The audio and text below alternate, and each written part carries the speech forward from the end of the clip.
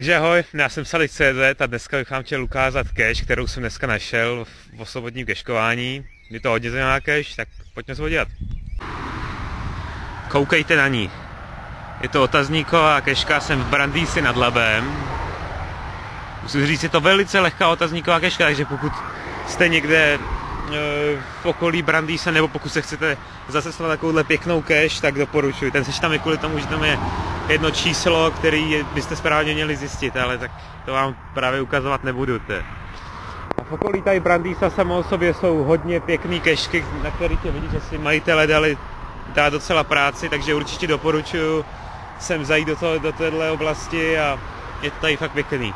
Tak tohle byl takový krátký vstřih do mého sobotního keškování. Já vám děkuju, že jste sledovali video. Hrajte geocaching, ahoj!